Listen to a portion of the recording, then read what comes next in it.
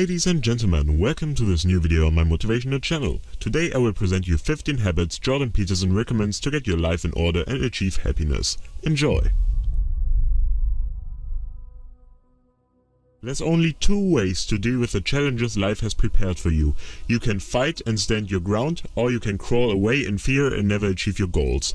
I think we can all agree that it's worth the fight. You have to be tough as a damn boot to be good, because you have to stand your ground when you need to stand your ground, and you have to be able to say no when it's time to say no, and you have to mean it. And so then you have to think and plan strategically so that when you're going to say no, you can mean it and it will stick. You know, and that takes a certain amount of integrated malevolence, I would say. And once it's integrated, it's not malevolence, it's strength. It's strength of character. It's the ability to stand your ground. And you have to cultivate that.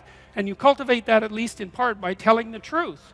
And so you take your place in the world as a decent person and as a decent citizen, and you play the hierarchical game properly. And that is to stand up straight with your shoulders back. It's like the world's an onslaught. You've got the tyranny of culture to deal with. You've got the catastrophe of nature. You've got your own damn malevolence and ignorance, right? All coming at you. Plus the incredible, complicated, indeterminate potential of the future. That's all coming at you, and it's all your responsibility. And you can cringe away from it and be afraid of it and be victimized by it and be bitter and cynical about it. And no wonder, because it can be painful. Or you can turn around and you can say, man, bring it on, because there's more to me than there is to the catastrophe. Face your threats. Prepare and be ready. Do not get in the situation of being threatened without being prepared. Watch out. If you're going to face a threat, if you face it voluntarily, what happens is your body activates itself for exploration and mastery. But if you face it involuntarily, same size threat, then you revert to prey mode, and you're frozen, and that's way more stressful. It's way harder on your body, and so it's better to keep your eye open and watch for emergent threats, because you all know, what you're not doing quite right and where your life is likely to unravel. You all have a sense of that, and the best thing to do is to not ignore that, to pay attention to it, to watch it, and to take corrective action early, and then, you stay on top of things, and your little trip to the underworld might be a few minutes long instead of a catastrophe that produces post-traumatic stress disorder, knocks you out for 4 or 5 years, and maybe you never recover. Review your life choices and eliminate the things you notice you do wrong regularly. Sit on your bed one day and ask yourself, what remarkably stupid things am I doing on a regular basis to absolutely screw up my life? And if you actually ask that question, but you have to want to know the answer, right? Because that's actually what asking the question means. It doesn't mean just mouthing the words. It means you have to decide that you want to know. You'll figure that out so fast it'll make your hair curl.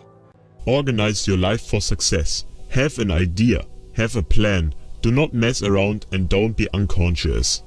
If you were going to mess around with very complicated and dangerous matters, that's a good way of putting it, that you should really put your life together. And so I would say the right way to deal with your neuroticism is to increase your conscientiousness, because we also know that the higher your conscientiousness, the lower your neuroticism. Conscientiousness does seem to keep neuroticism in check. And so I would say, and have said this to many people, clean your room, organize your life, like get a routine, get up every day at the same time, go to bed at the same time, establish disciplined habits.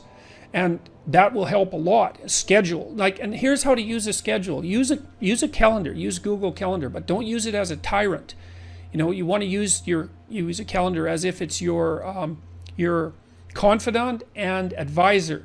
And what you want to do is use the calendar. Sit down and open the calendar and think, okay, well, here's what I'm going to do. I'm going to design a week of days that I would really like to have.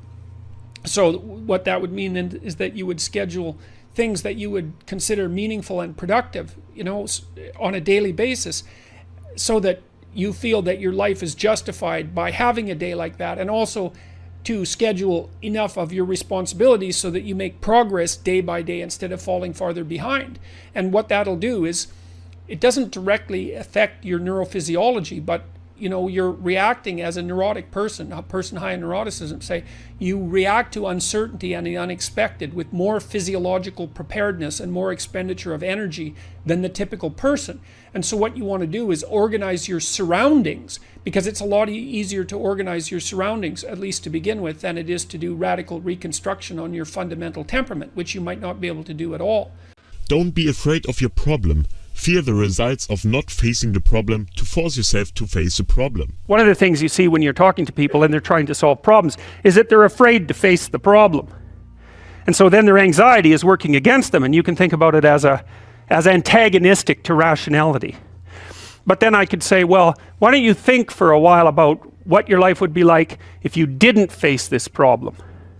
Because if you think that through, if you have a problem and you really think through what the consequences are going to be in 3 to 5 years of not facing it, then you're going to get more afraid of not facing it than facing it. And that's great, because then your anxiety, instead of standing in front of you, instead of you having a dragon that's guarding the path in front of you, you have one chasing you down the path from behind. That's a lot more useful. Explore your limits. Facing problems raises your confidence and you can become tougher and tougher. Who knows how tough you are? And maybe you find out by going out to find out how tough you are, right? So you take on a challenge, one that you think you can master, that's just a bit beyond your grasp, and you master it, and then you're a little tougher, and you think, hey, that worked out pretty well. And so then you're more of a monster. And then you go out and you find another challenge that's even bigger, and you think, well, maybe I can do that too. And then all of a sudden you can, and you get a little bit bigger, and God only knows what the limit is of you. And you find out by pushing yourself against the world. Show confidence by working on your posture. A big, confident man is way more successful than a crawling small sack of fear.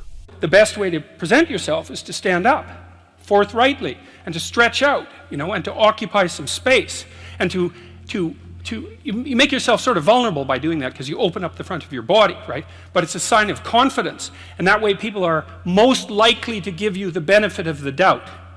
And that's a good way to start regulating your mood. But not only does it directly regulate your mood to stand up, because it's so tightly associated, like posture reflection is associated with serotonin and emotional regulation, but also because if you straighten up and you present yourself in that manner, then other people are more likely to take you seriously.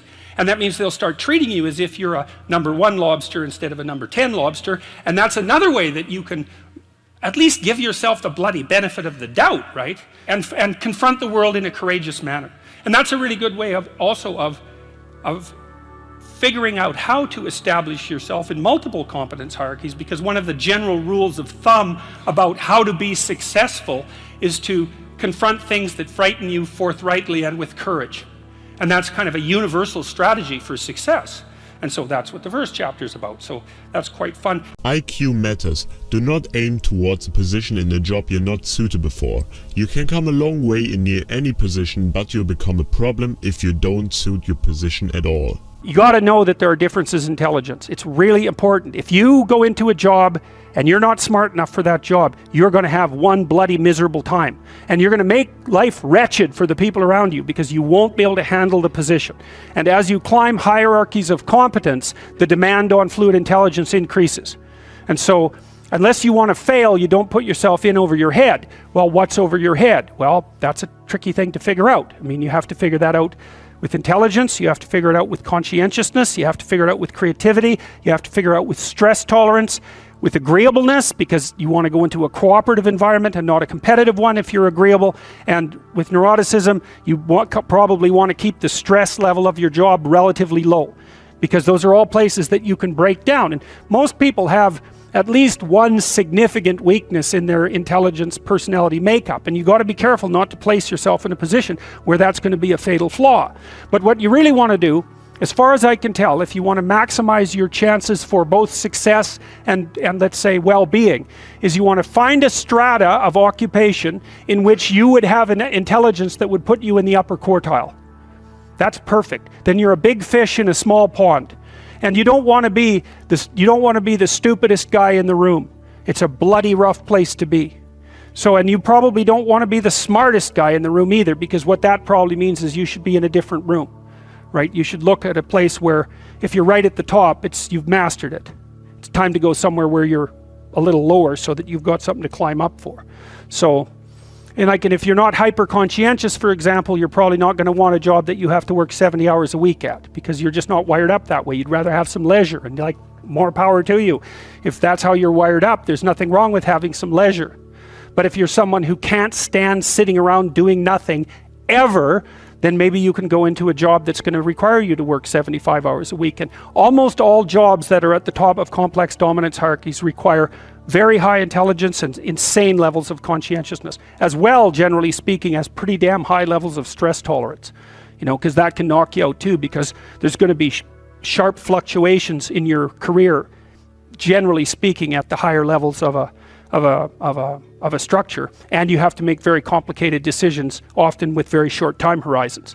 So you have to decide if that's what you want. And that's it. Sadly, these were the first 8 of 15 habits Jordan Peterson shared. So stay tuned or subscribe to never miss out. Thank you very much for watching till the end. Goodbye.